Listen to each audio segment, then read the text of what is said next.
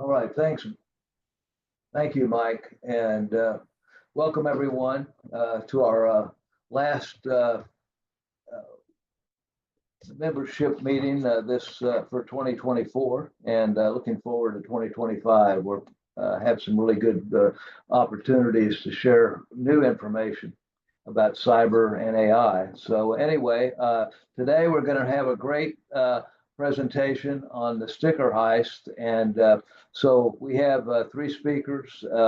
So Professor Mike Lavasi, and he's has a computer science degree, a PhD, and a doctorate in computer information systems and computer science and cybersecurity.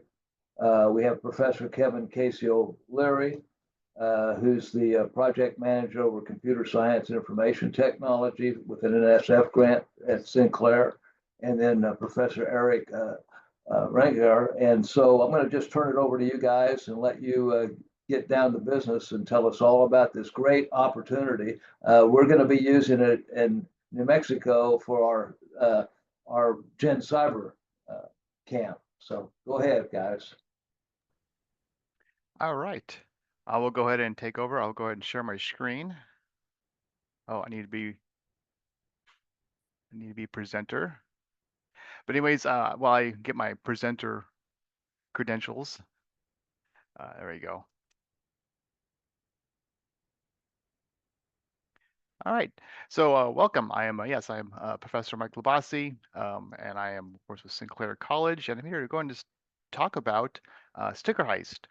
So a hands-on cybersecurity experience, and we want to talk about the team, go over the history of it, and so the inspiration, where it came from, and going to give you a little look at the kit, the worksheets, and some other stuff we do with it, and then what the heist runs like. And I did redact out some of the answers, but this is going to be on YouTube, so I was scrambling last minute, redacting some stuff out. So in case any smart students out there who are in the heist find this and they can sit through an hour-long presentation, good for them, but nice try.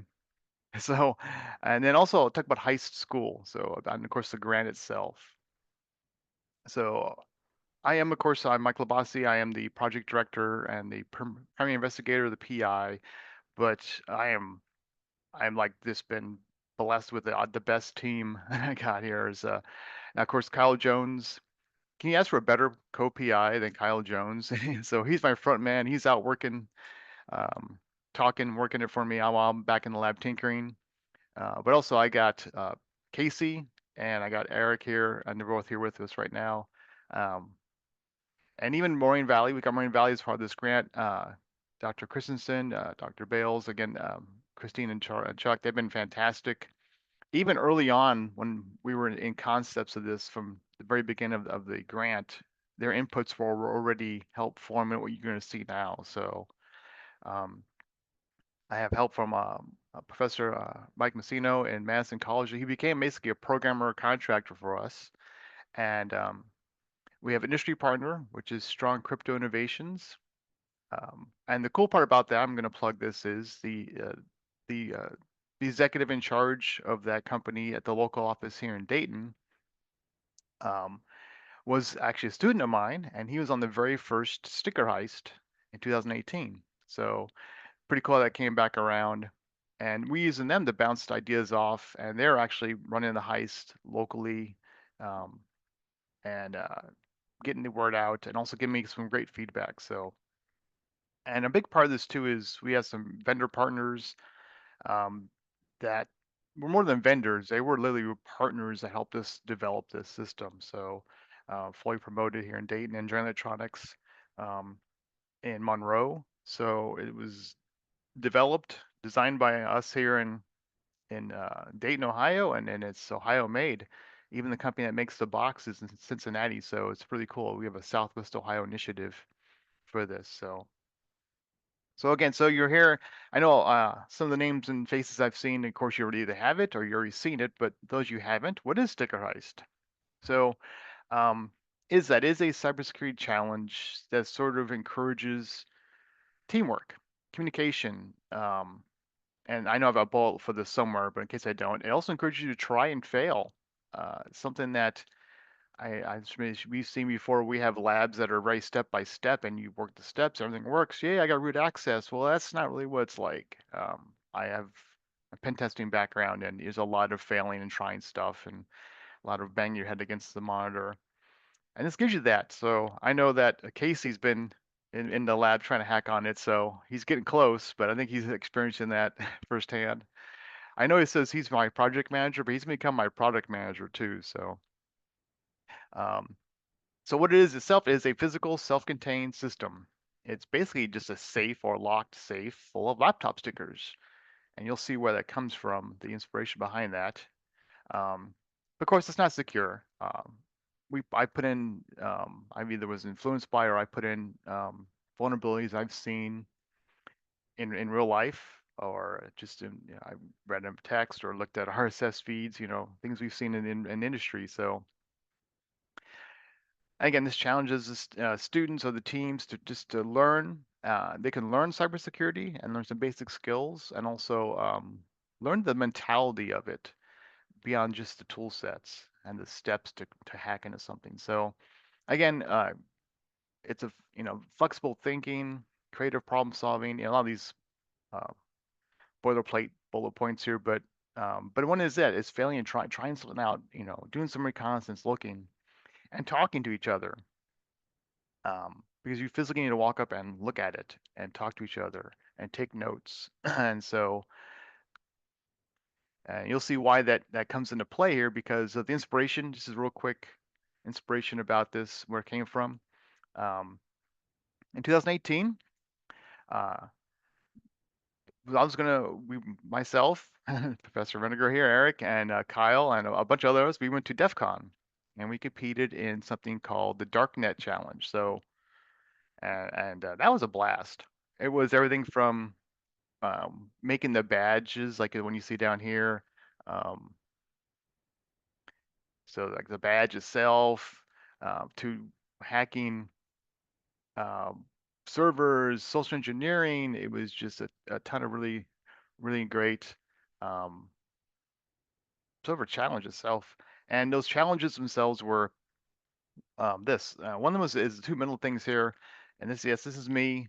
And we're picking locks. As you pick locks, it turns light green and you get a different hash code. And I was like, this is so cool. I was like, this is hands-on. I'm doing something to get some points for my team. And it was very inspirational. There's Eric there helped me. I was trying to attempt to pick handcuff locks. I think I got one off, then I couldn't get the I'm other still one trying to off. figure out why I'm standing like that. I don't remember why I'm at that weird I pose, think I'm but about to fall over. That's probably why. You're holding me up.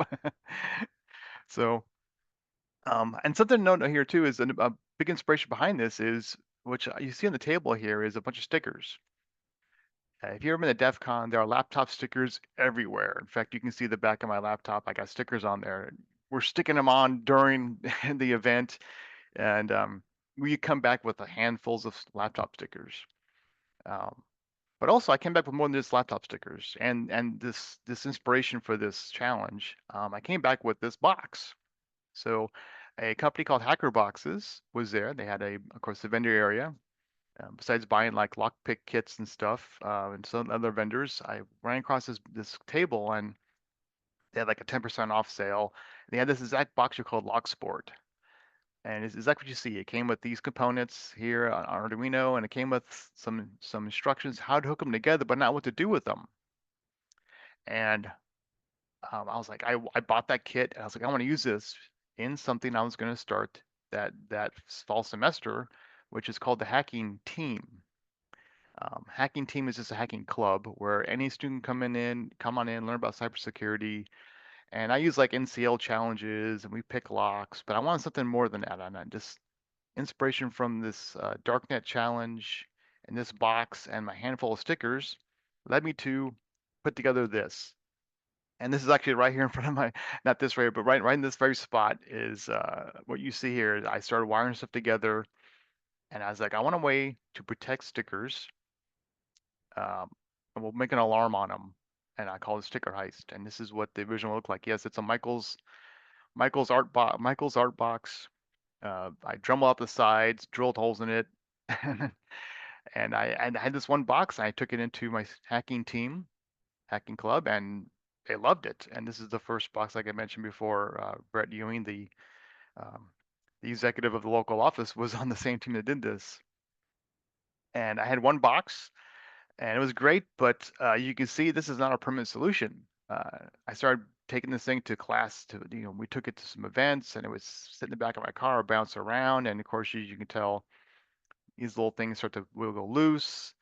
Um, this is not, the box itself started to crack on the bottom from all my drilling and bluing.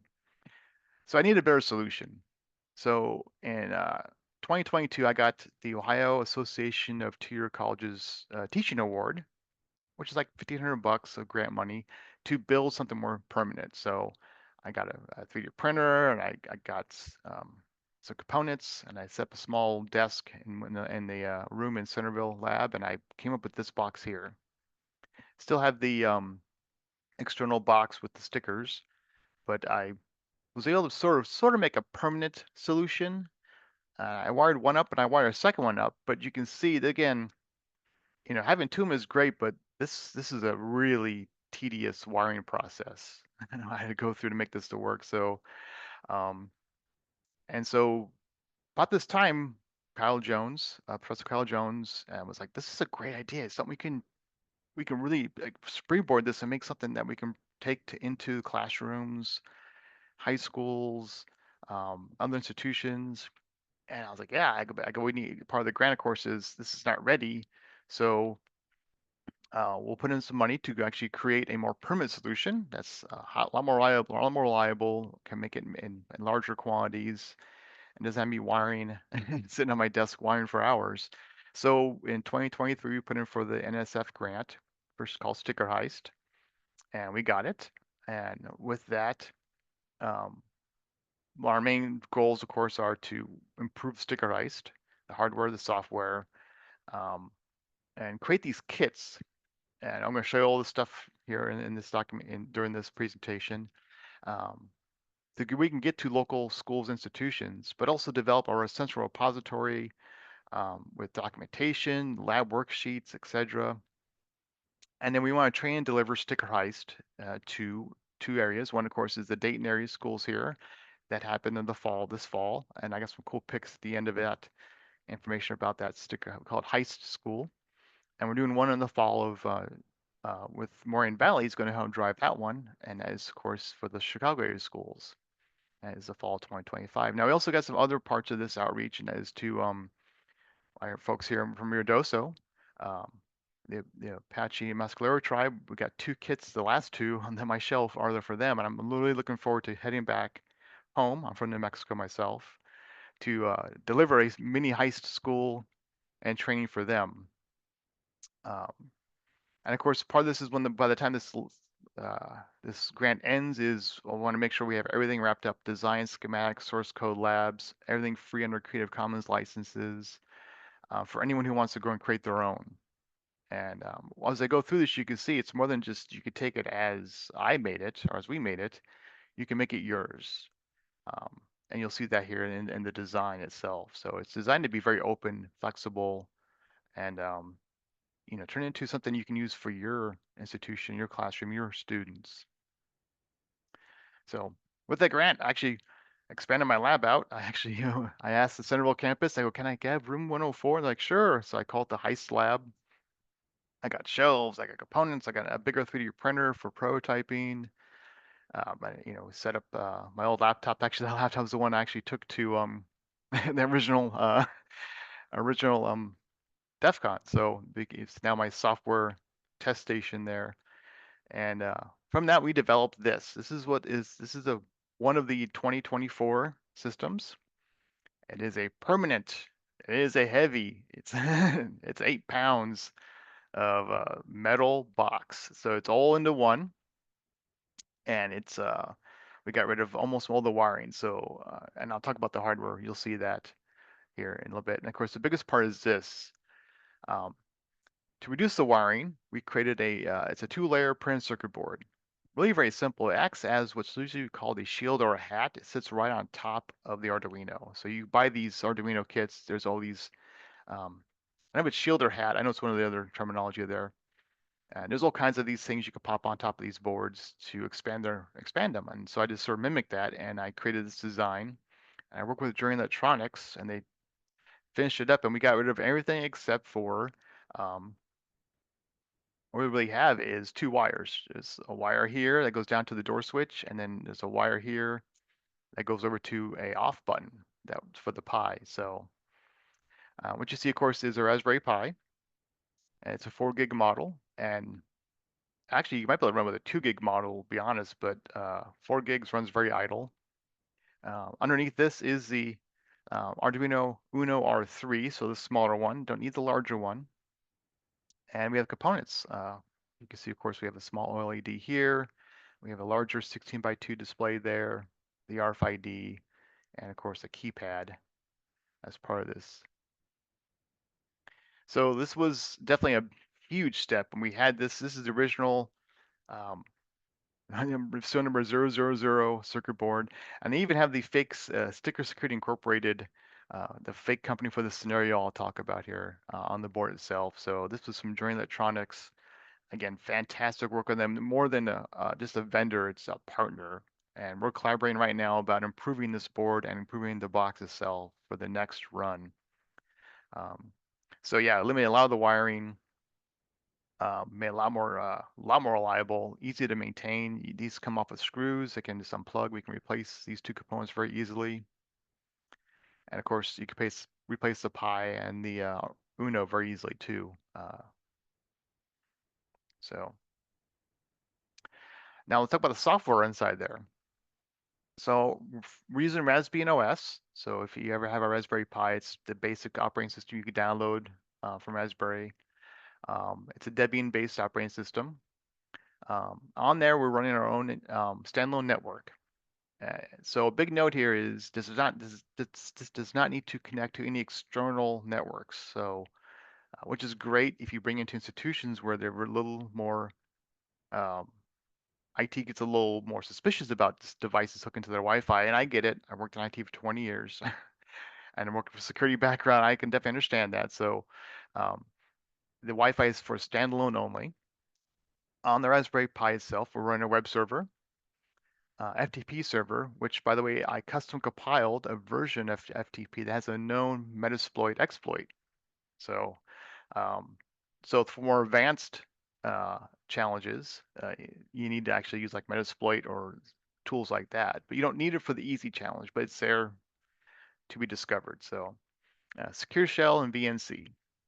On there also we have the full Arduino IDE and all the command line tools for Arduino, the Arduino CLI tools. So which means you can do everything.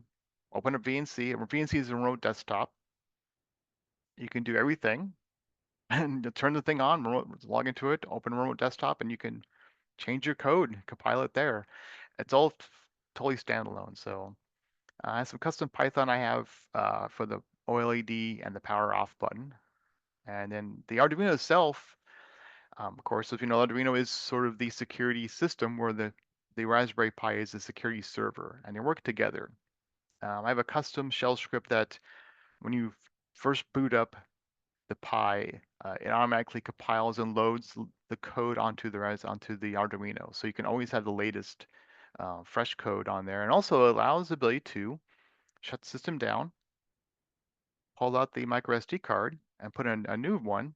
So I have different challenge levels. We have easy, medium, and hard. And I now have a hard plus mode I just created. So you can easily swap out the challenges and swap out the blocks, and voila, now you're in medium mode. Now you're in hard mode.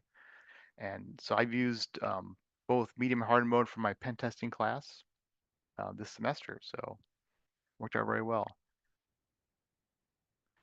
So of course, now the box itself, called the box, it is the printed circuit board, and it is, the metal box it contains, and of course the components inside there, and of course a big bunch of stickers inside there. Now we put this into a kit. So this is a snapshot of the kit we put together. We have some notebooks, and the notebooks were more than just swag. They actually are an item of teaching, and that is to take notes. If anyone here has ever done any kind of security work, pen testing, note taking is essential. So there's actually a meaning behind that. That is, take notes. But students will come up and they'll stand and look at it, and you go, okay, take notes. And they're like, I don't have a pen, a pencil. Where you go? Here's a notebook. Here's a pen. Write down what you see. Get your phone out. Take pictures. Um, of course, we have other things inside there. One of them is going to be a laptop. We want to do more laptops, but again, we're constrained with our budget and what we can do. We'll talk about the laptop in a second, but of course we have stickers, extra TSA locks. And on that, kind of talk about the TSA locks. That was actually an idea from Rain Valley. Was let's try TSA locks, because the original sticker heist was actual locks, and you had to lock pick your way in, and it is an option. If you had sticker heist in your room and you have a lock pick kit and you have locks, go for it. I actually did that for my pen testing class. I put a lock on the top. They had to pick the lock, but we knew giving this out to institutions, schools, and of course hand out lock pick kits and have them in a classroom could be some issues there. So the TSA locks were a fantastic idea, and they took away a bunch of issues that we could have ran into. They also brought in a new educational opportunity I'll talk about, and you'll see here when we look at the heist itself. So again, props to Christina there at Moraine Valley. I think that was her idea. She mentioned it. We were sitting around talking. I was like, that's brilliant. So huge part of that is TSA locks. So there is a Linux laptop. Again, ultimately, I like to have 3 to 4 laptops. I wish I can give them. The idea would be you break into groups of students, maybe 3 or 4 groups, and you each have a laptop. And they use that laptop, of course, to hack into one sticker heist system. So the Linux laptop that we provided for our round of stuff was using Linux Mint with some basic tools loaded. And I'll go over those in a second. But I think our next round for Chicago, we're going to do Cali, Cali should be a way to go. Some institutions and schools here had issues with Cali being brought onto the site. I'm not going to fight that battle. Again, I understand it, but so for easy mode, all you really need is Nmap, Telnet, I mean, not Telnet, SSH, and web browser. That's all you really need. So, but the kit itself had all kinds of stuff. We had a USB drive with some backup with the operating system, the notebooks, the stickers, of course, the case itself, really cool, tactical bag. Again, the laptop, Nmap. I do have Directory Buster on there. You don't really need it, but you can use it as an alternative teaching to teach a actual hacking tool. I don't consider Nmap a hacking tool. Nmap to me is a networking tool, but I think any network engineer should be able to run that and validate their network settings. But CyberChef is really great. You don't need it, but it's on there. And we're standalone. There's a standalone version of CyberChef. PDFs on there. So beyond that, of course, was not just having a box. Here's a box. Here's a kit. Here's a laptop. Have fun. Was Canvas. So we use Open Canvas, and on here we created sort of a central hub for everything. The facilitator's guide, which is basically how you run Sticker Heist, which has all the answers, all the answer keys. We have some flow charts, all the source code, all the operating systems. I know there's 4 of them. I don't have the 4th one posted. I think I have it's easy, medium, and hard. I have a hard mode plus, which is really hard. I just created, but those are all listed, so you can download and burn an SD card, 16 gig SD card with the source code again for the Raspberry Pi, and that's got everything you need. So you can go and tinker with it, or if it gets messed up, things happen, right? SD cards get stepped on or snap. You get a new one, you burn the new version to it, you're ready to go. So that's the idea behind it. Is maybe we give you the basic mode, but you change it, you make it yours. But you always want to go back to the original factory version, we'll call it that. You can. It's all available here. Schematics, design documents. We have some up there now. I'm going to improve those, of course. Bill of materials for everything. So you could take it all to someone who can make printed circuit boards and make your own if you like, or even wire your own up manually. So also labs and worksheets. So I created the labs myself, and I've been putting when I put labs up there, and I'll show you those labs in a little bit. Those are all available on Canvas. So And that's definitely a great thing to have this, to have a central repository for not just Sticker Heist is more than just the kit. It's all, everything goes with it. So, of course, I talked through my slide, didn't I? But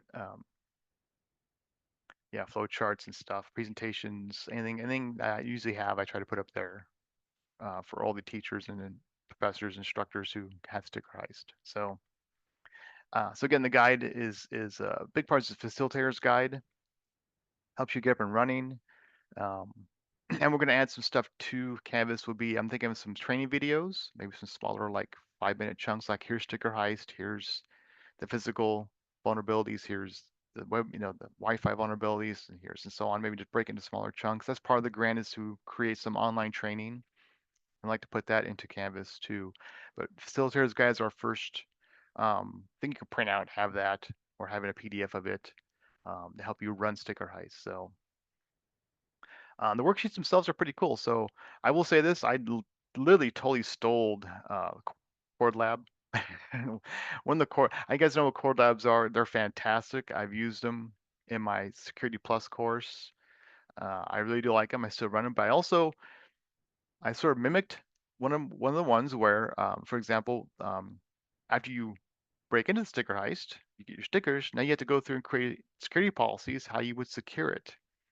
So again, part of the making it more of an academic exercise than just a hacking exercise is making a more well-rounded security professional, right? So in my pen tester class, they had to create a pen test vulnerability report for their assessments with all the details. In my Security Plus class, they had to create CVSS scores for their vulnerabilities. So it gives them a chance to learn what CVSS is, use a calculator, of course, document their findings, and then of course at the end of it, they had to create security policies and a training plan. So, and you see that here. And the worksheets themselves, again, everything's Creative Commons, and whatever's up there, I've changed a little bit. But also these can be used. You can give Sticker Heist out, and you can drop hints inside there. So maybe when you do, if you issue the worksheet the second meeting, they've seen it, they looked at it, they took their notes, but they're sort of stuck. The worksheet can be used to go ahead and drop some hints, if you like. Again, it's a Word document. You can change it as much as you like. So we talk about, recon, what do you see, what's the IP address, what's the net mask. So these are what I've used in my class, and I've done is, instead of adding more to my course load, I found where I could replace some online labs with some hands-on labs for my in-person course. I mean, there's again, I literally stole the Cord Lab. Go out to SANS, get template, create security policies for Sticker Heist. But yeah, again, on that is I found ways to, this is my fall of last year's Security Plus course. And I found where I can put in and have basically a week in between so they can come back, look at it again during lab time, and replace the lab. So the idea was, hey, if you show up, um, Sticker Heist, come on, do it. Otherwise, if you can't show up, there's still the online lab. We use Net Labs, and they're fantastic. I love our Net Labs we use.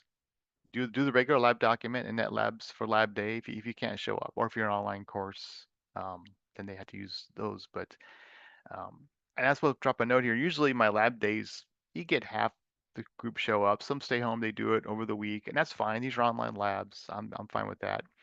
For Sticker Heist, it was full. Like everyone showed up, and I ran it twice in my Security Plus course. So, but we went beyond this too, and we actually mapped this to some of the NIST framework. And so the ability is, if you had this at your institution, you can say, yeah, we're teaching to the NICE framework. And so we show them what competencies map to what skills and what tools are used. And that's for easy, medium, and hard mode. And there's a demo mode also. Demo mode's sort of an oddball. It's used for those, like, I'm going to go to a high school with Sticker Heist and just show it for like a 40-minute class session. And we have them do the beginning of it, like the physical part. And you'll see that here, what it is. And it helps them get their uh, sort of interested in cybersecurity maybe, or maybe more, they want to get more into it after having a taste of it. And so a demo mode has that there. But Hey, Mike, real quickly. Yes. So a couple things. So I went ahead and the chords, the chord labs Mike is talking about is from a grant from National Science Foundation called Necessary Skills Now. So I'll put a link inside the chat window for everybody to click on if you want to learn more about those. They're really good because they're not only just a great framework, but they also help generate more ideas. So we use them a lot to help generate ideas that we then build other labs from, which is what Mike's talking about. Also here, when Mike's talking about the skills, if you're a CAE school, a Center of Academic Excellence school, it's like most of you on the call, remember, as we go into redesignation, we're looking more at competency-based or skills-based assessments. And I think what Mike is alluding to here is, you know, as NIST is moving more towards skill-based hiring and skill-based learning, you're seeing where we're actually having students and being able to assess students on the skills that are inherited, that are in part of the NIST or the sticker heist. So even though, you know, the students are having fun, they're demonstrating their use of those tools and those resources that we can then tie back to our CAE designation. So Mike, I just want to wrap those things up in a nice little bow for everybody so that we Yes, can yes. make sure that's covered. Yeah, no, thank you. Yeah. I mean, Eric's fantastic. I love having Eric on my in here. He helps me with all this stuff. And yeah, thanks for dropping that link inside there. Yeah, I can't say enough. I really like the core labs because, um, and this is a sidebar just to plug them a little bit. It's because it's not, again, it's not do step one, step two, step three. And those are fine, but you learn hacking, you learn cybersecurity, you learn the tools. But core labs are like, do this, and there's like, what's the answer? Well, there's no right answer. It's more about the process. So again, I really like them. It's almost like a workplace, place of work type of task. So yeah, I'm sorry, Cord, I stole your homework. Again, thank you, Eric, for doing that. So run the heist. So what does it look like when you actually run a heist? So in general, again, we start with the scenario and rules. I'll show you those in a little bit. So you have the scenario, and you break the class into groups, 4 to 5 students per group, a laptop each, and then it can be cooperative, it can be competitive. And here's the big thing: is you really are the most important part, the one who runs the sticker heist, because you know the class better than anyone else, and you can modify this. You can drop hints. You can help. You can make it fit to your institution, your class, your students. So you can change the heist itself. It's again, everything's open source code. There's nothing it's all it's all code. You can go in there and modify it to yourself. So again, I talked to my slides already. So you can time exercises. You can plan out when you want to maybe give them that little nudge, give them a chance to bang their head against the wall a little bit. What labs you want to use. You could change the lab documents if you like. Um, yeah, again, you could score them, not score them. So the scenario. So again, Sticker Security Incorporated is the company, and in the future here, where stickers are the new currency.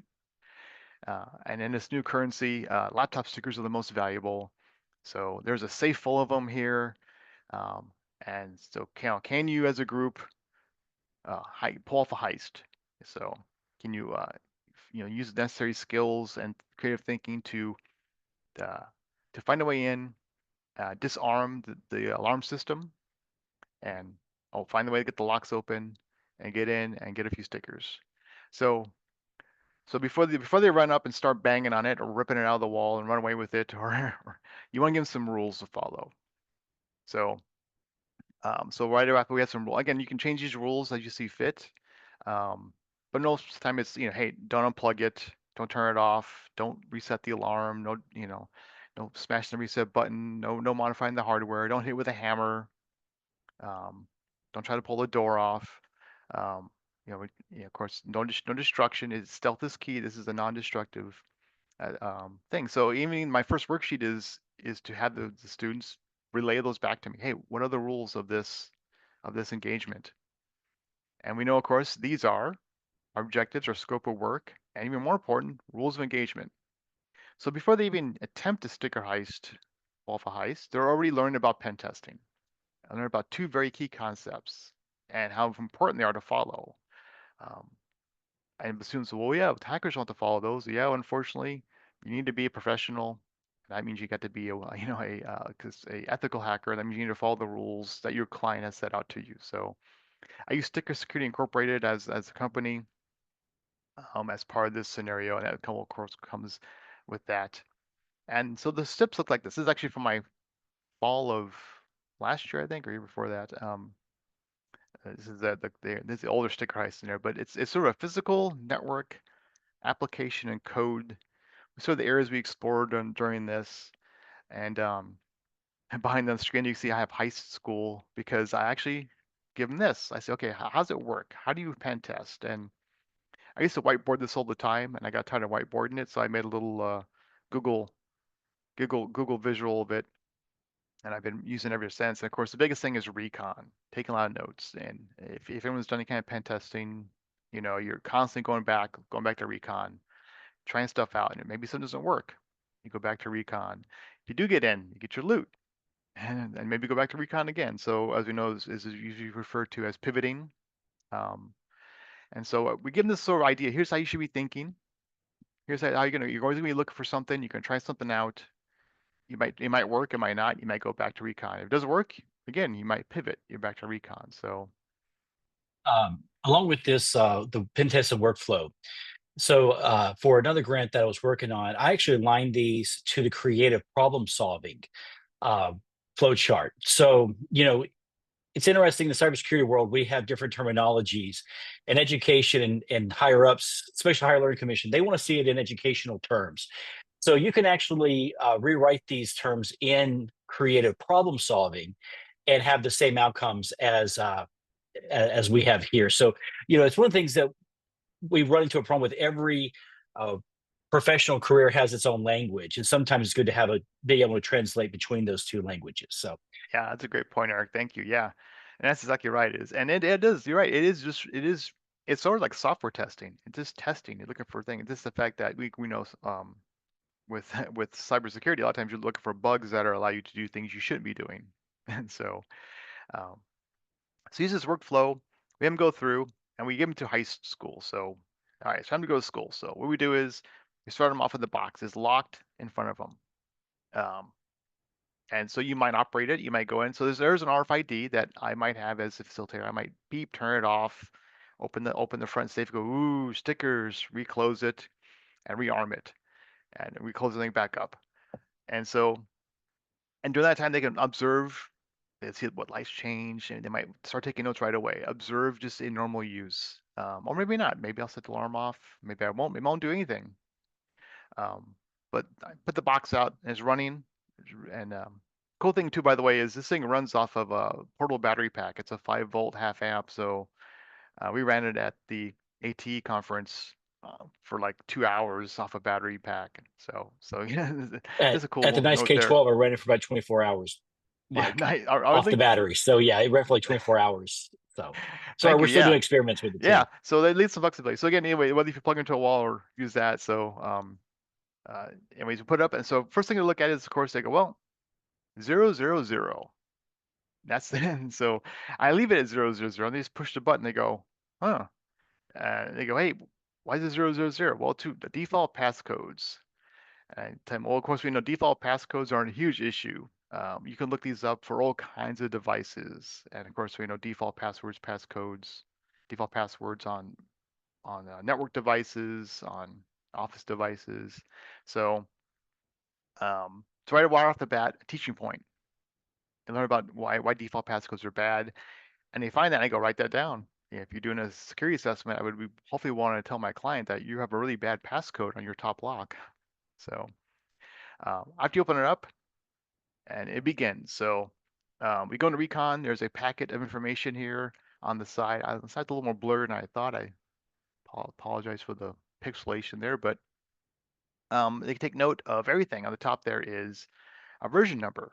They go, hey, I said, write everything down. What do you see? Call it out. That's the thing. You need to break the students out of their shell.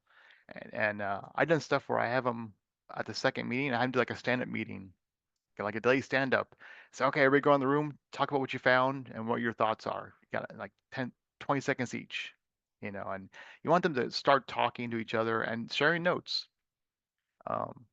See the version number, and of course there's a small display on the Pi that is exposed and has an IP address and some other things. But otherwise, we also have this packet information inside there. There's a it's like a spec sheet for a Raspberry Pi. There's a business card, and there's an RFID inside there, which does not work, by the way. That's not the RFID to get the safe the alarm disarmed, but it has them try it, and just beep, oh, it doesn't work. It says bad ID. You want them to try things out. It just sort of tempt them to go and just look at stuff. And this is the best part is I have students who look. I'm getting in a hurry. They want to start hacking into it. Like, well, stop, and look, and take notes. And they'll pass a sheet around, and sometimes they'll look at it, look at the front and back, and they pass it around. And by the way, there's also a business card in there too. Which, by the way, there are some things on the business card that do relate to the locks, and so things like the safe codes, for example, might be as used, and that's demonstrating the fact that what you're looking for is what we do as people. You hack. What does the person do? What do people do that make things insecure? Use passwords of things they know, maybe things they related to things they might easy to remember. This is optional. You don't have to have this card inside there, but you can have it if you like. We of course give extra ones in the kit. But that piece of paper, as you turn it over, on the back is someone wrote down the pattern. I did redact it out. Hello, students on YouTube trying to figure out the answers to this, but the Wi-Fi password is written down there. So the written down password, as we know, is definitely a big issue. I mean, you don't see it anywhere, do you? So of course not. I love showing this. I feel bad for the individual in this picture because, but passwords on post-it notes. This actually is inspired by Professor Kyle Jones. He used to work at Radeon Data Center. This was a fireable offense. But it also brings into bear that it's look for what we do as people. What do people do? What do the humans do that leave things exposed? So, and I've had students look at this and look at the front and back, look at the back real quick. They turn it back over, they hand to the next person. I say, are you looking? And you want time to slow down and look, observe. And it's a very, very important skill with being a pen tester is watching things. So, and sometimes someone go, hey, there's a password on back. I go, hey, there's an IP address on that small display. And they look on their phones. Hey, there's a Wi-Fi by that same name. Da-da-dang. And we get on to, of course, um, system. So off the bat now, we can now start introducing things like OWASP, SANS, NIST. So I start talking about CSIA's, risk of default passwords, default credentials, OWASP Foundation. So this is a great opportunity to go beyond and start dropping in those industry best practices. And you don't have to get into them, but you can start referencing them. So security misconfigurations, bad design, IoT, cybersecurity, if you'd like to get into that. And you can bring this stuff in if you like, in worksheets or just in discussions. But anyway, even if you just mention them, the students walk away going, okay, I found some issues and there's some industry best practices out there. This OWASP that the professor talked about, that sounds pretty cool. But we're adding some information inside this during the event, during the heist. So but after that, we find there is a network. It's on the little small display, and they found the credentials. So again, going through the process, they go back to recon, so they connect to it. But also, it's a great opportunity to ask them, hey, you're on the network. How big is the possible number of clients on there, or hosts? And so we look at net mask, IP address, and you can demonstrate how important these basics of IP are. I know when I do a pen test, if I'm doing a one with a larger network, and it's more of a black box test, I get my foothold in there. How big is my scanning going to be? Well, I look at the net mask, and that lets you know the number of possible hosts. So so even in more advanced pen tests, this basic information is very critical.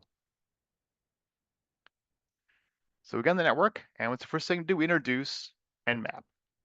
So again, this is probably the first hacking tool. I just look as a basic networking tool, but Nmap is a fantastic tool. I think everyone here could probably agree. This is if I was on my top 5 tools to have on my hacking kit, Nmap is definitely one of them. But we just basic Nmap, Nmap, an IP address. You can have them look up the help page on it if you like. You can introduce them to the documentation, but keep it simple, right? Again, this is for easy mode, so we don't want to do too much. We want to introduce them. They run a map, and they go, okay. Now we talk about ports. What's a port mean? What does a service mean? And some might go, I don't know what a VNC means. Okay, well, look it up. I do a lot of that when I pen test. By the way, I'm really surprised at the number of so I've run this with a couple of teachers now, and teachers won't go look up like VNC. They didn't know what VNC was. If you don't know what VNC is, just go look it up. I mean, because Nmap gives you what exactly to go look up. So I'm even beginning to see where our teachers are sometimes struggling with not wanting to look things up either. So it's fun to kind of probe our Yeah. professionals as well. Yeah. No. Yeah. Yeah. I think anyway, it helps refine. Again, maybe we have some teachers who aren't up to snuff on it. But again, it helps improve their knowledge base. So, and that's something too we want to add to the Canvas site is just like some knowledge base links and or extra stuff that the facilitator will have to learn, at least be able to know to answer questions. But again, the best part is coming in for easy mode. Um, it's a great opportunity to learn. They got on what a port is. Okay, you can just do a quick explanation of what ports are. What does open mean? It means open. And of course, you go through it, and they go, "Well, what's HTTP?" And they go, "Is that a web server?" And you go, "Yeah." How would you interact with a web server? You go, "Well, use a web browser." So real simple. Open a web browser, go to the IP address, and for everyone watching, please don't comment too bad about my HTML. That's the extent of my HTML skills. I will say this, I am actually looking to add some other pages to the all modes that will offer a maybe a SQL injection and maybe a command injection.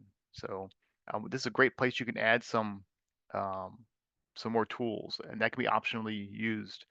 But for now, though, to keep it simple, is just this. It's like, okay, what do you see? And again, back to Recon, right? Well, it says, okay, sticker screen incorporated, a cool logo, yeah. Well, what's this? It says Arduino. It says, Raspberry Pi. And this explains to the students that when you're a security researcher, cybersecurity professional, you look with the eyes of the attacker, and what looks like a benign information can be very valuable. Now you just told me what's under the hood, and now I know how. Now I can look up what Arduino means and what it is. Uh, and so down below that we have two links to these system information pages. Best part is attention to detail. On the very top of the box, this says security system version 2.1 is running. Well, if they click on 2.2, they get wrong information. So click on 2.1 though, they get this state diagram. And so now, again, this is what I usually call as an asset or an artifact of pen testing. It's something that says, well, it doesn't give me, I don't get any passwords here, but it does tell me how it works. And so now you just, showed me how your alarm system works. And same thing if I'm doing I'm doing maybe a hardware. I did a medical device pen test with the company on the side, and of course I go right to the maintenance manual. Let me see how this thing works underneath. I can find out there's a way to maybe hack into it. So this is basically a state diagram, a data flow diagram, but they learn that there's a keypad entry to override an override code. So now they go, there's an override code there, and tells them what the lights mean and things like that. So they would download this or take a screenshot of this. But the next part is this. Look under the hood, look at the code comments. And as simple as looking at view source, and it mentions that the docs and pics may be exposed. I've done view source before. Pen testing, I found credentials for test logins. So you never know what you find in code comments. And of course, you simply go as either just go to the system and just take off the file name, or you can introduce some called Derby or directory buster. Again, so now you can introduce some tool usage. This is a tool that works with a word list, so you can explain how that works, what a dictionary attack is. But when it comes through, it says, well, I found these are open. You can click on it. You click on it, you see this. Now we have OWASP number 6 and a misconfigured system. And we have exposed documents underneath that. So and the best part is there's all kinds of ways you can refer to real life. How many times on my RSS feed I've seen Amazon S3 bucket was misconfigured and it leaked out something that was very critical to the company. User information or sensitive information was leaked out from misconfigured systems. So there's ways you could bring this in and show real life stuff how this is such a huge deal. And so you go through here, There's some noise, there's some reference documents. They're there on purpose, of course, a beginner's guide for Raspberry Pi, but there's a diagram. And of course, we know what version to use because we know what version is running on the system. And on there is a confidential document. So it's confidential down the bottom there. It's just a generic sort of security system, but it has the password. Now we know the password for the Wi-Fi because we've seen it, but now do we know the password for and the host and the user ID um, for the security system for the Raspberry Pi? So we now have uncovered the next flag per se. And go back a couple slides. I want to show you this real quick. A big part of this too is I have my students look at this and they go, well, there's a username there, SecOps. And you see this on web pages, for help contact so-and-so or maybe a person's name. And so as we know, we can say, well, yeah, that's the ID and that's of course is the server. They go, that could be the ID to use. Now again, this reinforced here, because it's right there, SecOps. But in high level challenges, it gets harder to get into. The stuff is not just written for you. But right away, now we found the next flag. So we move off the Wi-Fi onto that. So we can do that. We can use SSH, VNC. These are all using the same password. And so if you use SSH, which normally I use, it gives you the ability to teach some basic Linux. So you don't need to be very advanced Linux user, but you can at least start learning some basic Linux. If you really need to, you can use VNC, but VNC is only a one connection VNC. So if you have like 4 students connect, they all share the same mouse, which is funny. So, but it's there. But really, you want to come in probably with SSH. So, and you go back to Recon, start looking around, look at LS, permaworking directory, cat, or less. And we find that there is, of course, a lock.txt file, and there is the code for the front safe, which is not 000, that TSA lock on the actual safe door. I had a student at Beaver Creek High School doing the demo heist, look at the business card, and found that yes, that lock code is on the business card. And he goes, "Let me try this number out." He goes, "It worked." And it was great because I didn't even mention the card. He just looked at the card and he made that association. This was within a 40-minute demo, so. And this is fantastic. And this shows an example too is if you run this in your institution and you know your students, you always have those power students. I'm sure we've had those, right? Those power users. They come into your class area. There I already have Callie on my VM. I'm doing online hacking. That's great. Well, you know what? Let's empower them to help out others. And that's so yeah, give you a chance to flex a little bit. Let them help you out. And so they'll start showing how they got into stuff. So that's something when I facilitate the heist, I see the students already like 2 steps saying, okay, I go, you need to stop and show your team how you did that. And they, okay, I'll show them and help get everybody caught up. So, and it helps, again, it helps that collaboration and helps that teamwork. In harder modes, this stuff's encoded or things like that. So, but now we looking around, we find source code. And as you go through source code, you go, well, I don't know how to program Arduino. That's fine, you don't have to, but you can read comments and literally the passcode for the overrides right there, and it tells you to disable alarms, countdown, close the door, enter code. It tells you in the comments how to do it. Again, harder modes, we make it harder, but and so now they have the final piece of the puzzle, and of course they do is they open the door, the countdown starts, and they put in the code, and ding ding ding, they get in. And the heist is complete. So, and they get the loot. Loot, of course, being stickers. So, and so just a quick wrap up here. I want to say we did do this. Our first goal, which was October 4th. We hosted at the Museum of the U.S. Air Force STEM Cyber Room. It was fantastic. We had over 35 attendees from local schools, Wright State, the Air Force, UC, University of Cincinnati. Industry partners, the grant team, folks from Marine Valley were there. 15 schools came and they left with the kits. So these are some pictures from the event. And so we went through and we gave some training about, again, almost what you got here real quick, but we did, of course, a live demo and gave them a chance to actually run through and do the heist. And it was great because some were already messing with the alarm code, making the alarm sound different. And Eric was there. Eric was he was walking around me, man, helped me out a lot. Casey was there for a little bit. Unfortunately, Kyle couldn't make it, but so this was the event. And yeah, and so now these schools are out, and some are already run this, some are making changes to make it fit their class, and I'm looking forward to get that information from them. And they're going to be, of course, doing surveys, and their students will do surveys about the heist, of course, about sticker heist as part of our grant effort. So that's a big part. Is they agreed as here's this kit of stuff. Please do these surveys we give you, and so far everyone's been great at doing those. So that was it. Thank you so much. I think right like at 1 o'clock. Look at that, right on schedule. I will stop sharing my screen. All right, we thank you all. So if there, I think there was a few questions in the chat. I don't know, Eric, were you monitoring those or? I think I've got them. Did I miss any questions that I think Casey answered the one about how to get actually into the waiting list for the sticker heist.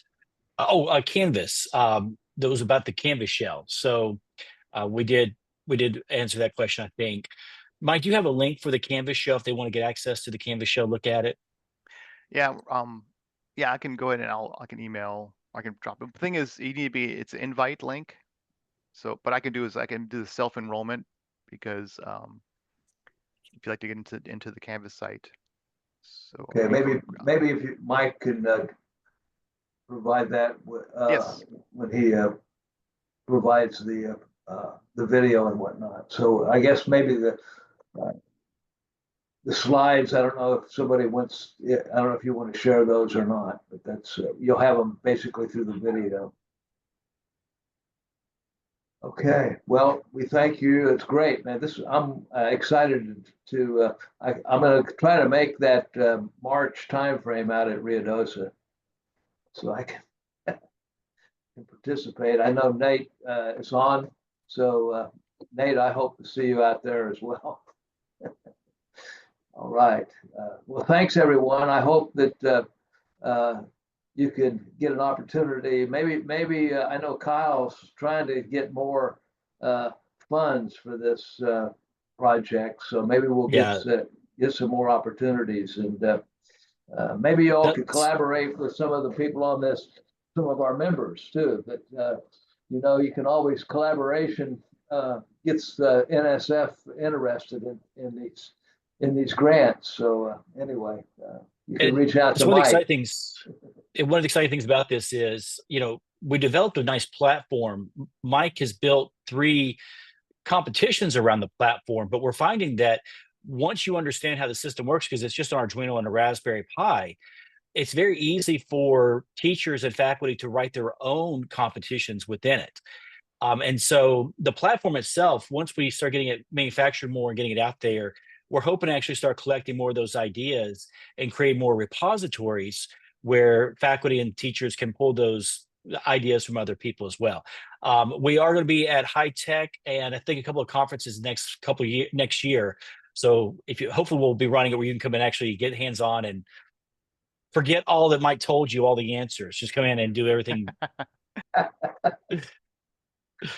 That would be great. Actually, I'm going to share those with our community of practice, CAE community of practice in tools, learning tools, and vendors. And so we may be reaching out to you as a committee and see if we can promote this more with our CAE members as well, our community advocates. So great, yeah. This is fantastic. And so I think that wraps it up for 2024 in a great way, and I wish everyone Merry Christmas, Happy Holidays. And Mike, you want to end anything on this? I want to just thank everybody for attending, and appreciate you sticking through my presentation. Great, thank you.